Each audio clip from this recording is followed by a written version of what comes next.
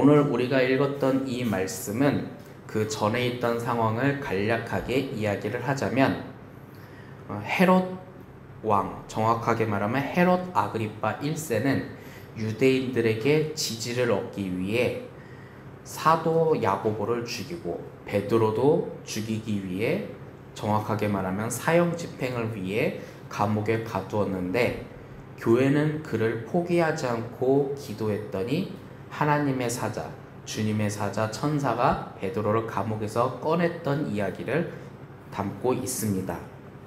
오늘 우리가 읽었던 이야기는 그 다음 이야기를 담고 있는데, 날이 샘에 베드로가 감옥에서 사라졌습니다. 자, 그러다 보니 이제는 무대가 교회 측이 아니라 이제는 교회를 핍박하던 헤롯 아그리파 1세 쪽으로 이제 무대가, 이제 카메라가 비춰지고 있습니다. 이제 감옥에서 베드로가 사라졌으니 파수꾼들은 이제 적지 않게 큰 난리가 났죠. 당장 사형 집행을 해야 할 죄수가 사라졌으니 당연히 그들 입장에서는 공무원이기 때문에 난리가 난 건 당연한 것 같습니다. 그런데 19장에서는 그를 찾아도 찾지 못한 그 파수꾼들을 신문하고 죽이라고 말합니다.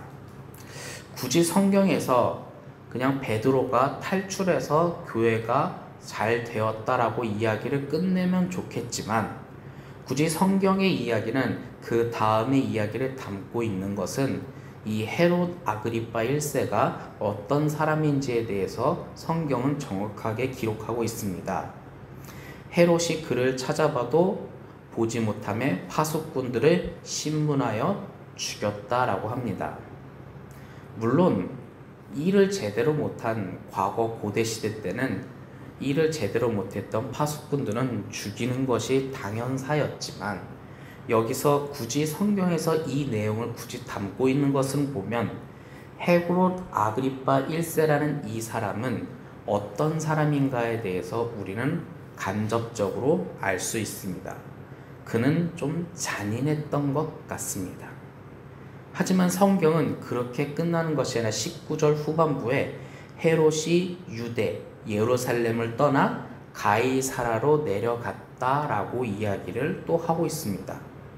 왜 굳이 유대, 자신이 통치하는 중심지였던 유대 예루살렘이 아닌 가이사라로 이동했을까?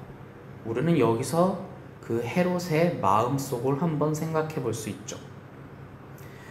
정확하게 헤롯 아그리파 1세가 다스리는 곳의 중심지는 예루살렘이 맞습니다. 하지만 그가 굳이 가이사라로 간 이유는 그 가이사라라는 도시의 상징성이 있습니다. 그 가이사라라는 도시, 참고로 그 가이사라는 로마 언어입니다. 이스라엘 영토 안에 히브리 언어가 아닌 로마 언어로 된 도시가 있어요. 예를 들어서 봅시다. 우리나라 한국에 미국식 언어로 된 도시가 있다고, 혹은 일본식 언어로 된 도시가 있다고 생각해 보세요. 뭔가 좀 이상하지 않겠습니까? 이 가이사라가 바로 그런 도시예요. 즉 헤롯 아그리파 1세의 할아버지가 되는, 속칭 우리는 헤롯 대왕이라고 했던 그 사람이 있는데, 그 사람이 전공이 하나 있어요. 잘하는 게 있어요. 건축을 굉장히 잘해요. 그래서 황제에게 정확하게 말하면 로마 황제에게 자신의 마음을 표현하기 위해 이스라엘 영토 안에 로마 황제를 위한 도시를 하나 세운 거예요. 그게 바로 가이사라죠. 그래서 예수님이 그 땅을 지나갈 때 이 가이사라를 보면서 너희들은 이 도시를 보면서 어떻게 생각하냐 하면서 이런 얘기하다가 베드로가 유명한 고백을 하죠. 주는 그리스도시요 살아계신 하나님의 아들입니다는 그런 일화도 있기는 합니다. 근데 굳이 이 말씀, 우리가 읽었던 이 사도행전 19절에서 굳이 이 헤롯 아그리파 1세가 유대를 떠나 가이사라로 간 이유는, 그의 마음속에는 유대를 다스린다라는 개념보다도 황제에게 잘 보인다는 개념이 더 큰 사람이죠. 참고로 가이사라는 항구 도시입니다. 이스라엘 국경의 해안가에 위치한 항구 도시죠. 즉 로마 황제가 만약에 이스라엘 나라를 이스라엘 영토를 방문하면 제일 먼저 도착하는 곳이 가이사라예요. 즉 황제 폐하 이곳에 와서 나의 영토를 방문해 주시면 감사하겠습니다. 그것을 위해서 만들어진 도시죠. 즉 거기서 황제 폐하께서 나를 찾아와 주시기를 바랍니다라는 간절한 마음을 그 마음속에 담고 있었던 사람입니다. 하지만 성경은 거기서 끝나는 것이 아니라 20절에 헤롯이 두로와 시돈 사람을 대단히 노여워했다. 우리말로 간단하게 말하면 싫어했다라고 합니다. 이 두로와 시돈은 지금 제가 지도를 보여줄 수 없지만 간단히 말로 설명하자면 해안가로 되어 있는 가이사라보다 좀 더 위쪽에 위치한 두로와 시돈, 해안가에 위치한 곳입니다. 혹시 옛날에 페니키아라는 도시를 여러분들이 들어본 적이 있을 것 같습니다. 이 두로와 시돈이 페니키아라는 도시의 한 또 다른 이름이었고, 혹시 여러분들 북이스라엘 왕국의 아합 왕의 아내였던 이세벨이 여기서 바알 문화를 가져왔던 곳이었죠. 참고로 아합 왕이 굳이 이세벨과 이 페니키아에 결혼 동맹을 한 이유는 거기도 항구 도시였어요. 국제 무역을 할 수 있던, 그렇게 해서 좀 권력을 공고했던 적이 있었는데, 굳이 싫어한 이유는 가이사라도 항구 도시, 제네도 항구 도시, 싫어할 만하지요. 하지만 두로와 시도는 굳이 표현하자면 하락하고 있는 구항구 도시고, 가이사라는 막대한 자본이 투여되어서 새롭게 지어진 신항구 도시였기 때문에 상승하는 항구 도시라고 생각하시면 될 것 같습니다. 신항구 도시. 그런데 이 두로와 시돈 사람들은 20절에 왕국에 나는 음식을 먹는 까닭에, 즉 뭐냐? 헤롯 아그리파 1세가 베풀어주는 음식을 제공받고 있었던 거죠. 즉 도시의 규모가 많이 역전된 상황에 헤롯 아그리파 1세가 자신들을 싫어해도 헤롯 아그리파 1세와 잘 지내보고 싶어서 화목하기를 청했다라고 합니다. 정확하게 말하면 왕의 측근이었던 신하 블라스도라는 사람한테 로비를 한 거죠. 요즘 식대로 표현하면. 그렇게 해서 이제 21절에 헤롯이 나를 택하여 왕복을 입고 단상에 앉아 백성들, 즉 두로와 시돈 사람들이 중심이 되어 있는 그들 앞에서 연설을 하게 됩니다. 그리고 그때 백성들, 정확하게 말하면 두로와 시돈 사람들이 다수가 되어 있는 이 백성들은 그 헤롯 아그리파 1세가 말하는 연설에 대해서 이렇게 말을 하죠. 이것은 신의 소리요 사람의 소리가 아니다. 여기서 헤롯은 굉장히 교만하고 우쭐했던 것 같습니다.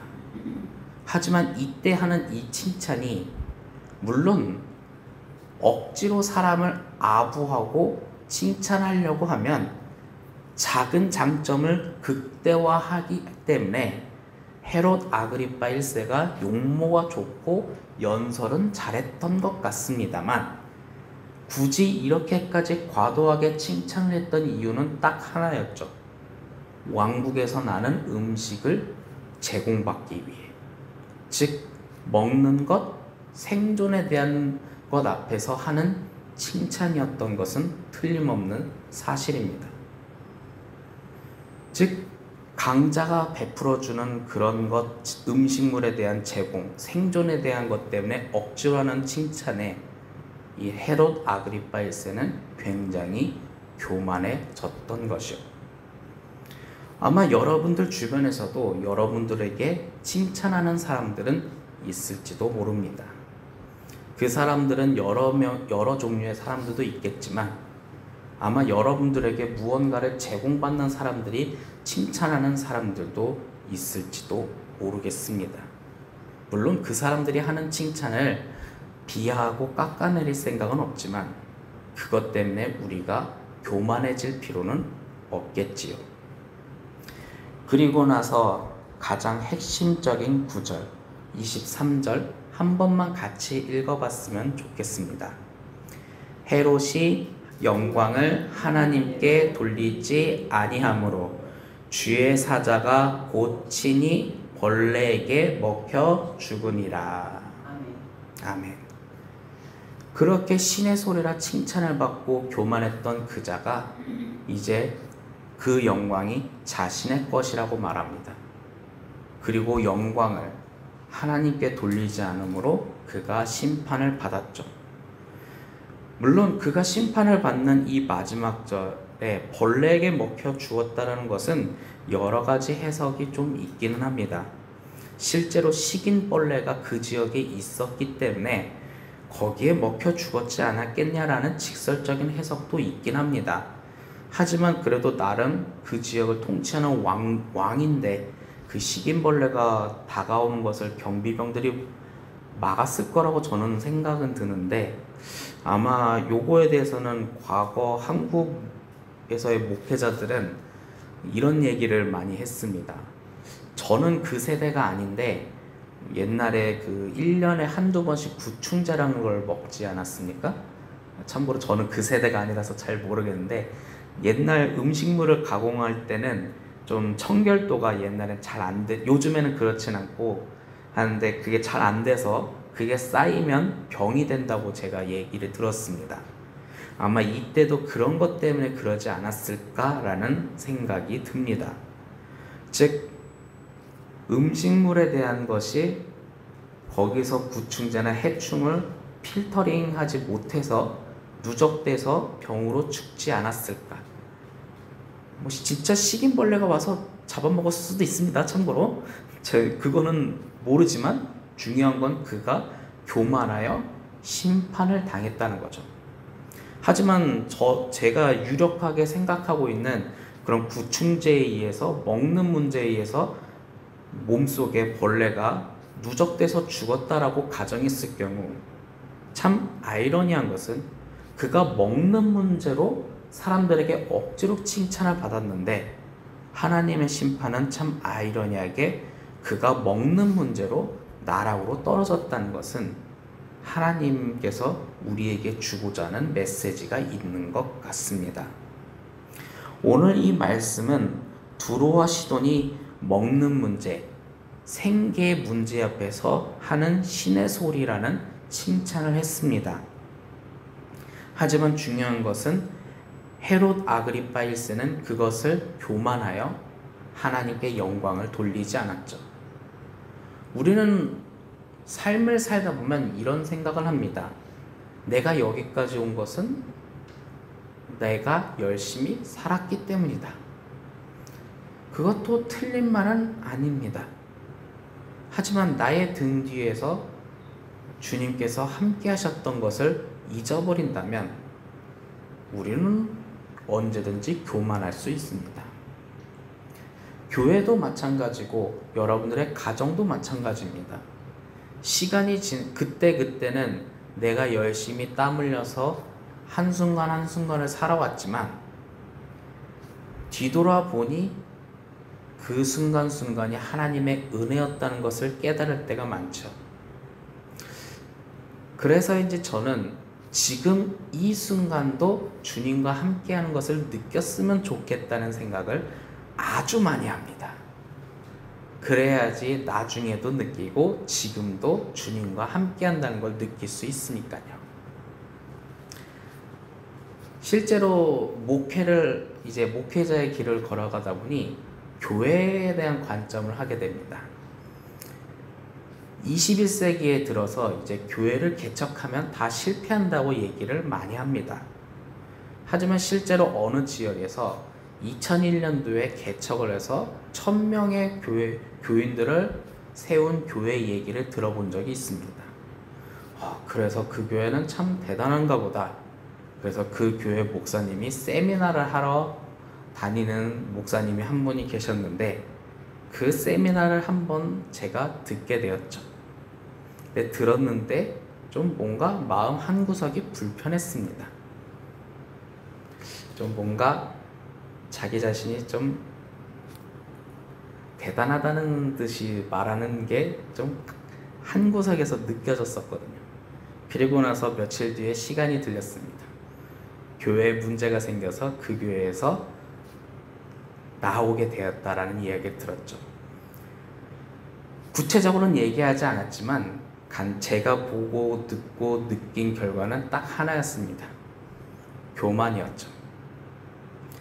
21세기에 교회가 개척해서 그렇게 1000명까지 성장하는 일은 참 드문데 그것 또한 하나님이 함께 했는데 어느 순간에 교만하지 않았을까. 그렇게 하면서 저도 제 자신을 돌아보게 됩니다. 오늘 이 말씀 앞에서 우리는 한 사람의 교만함을 보게 됩니다. 그 교만 속에 하나님은 과연 없었을까?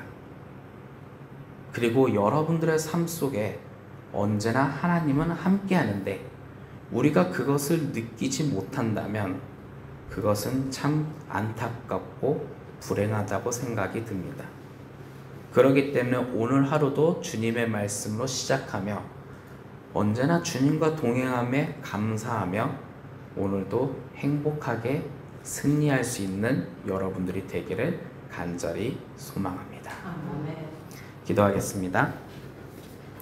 사랑의 하나님, 오늘 말씀 중에 교만했던 한 사람의 이야기를 하고 있습니다. 이 사람은 신의 소리라 칭찬을 받았는데 그가 받았던 칭찬이 그 교만이 되어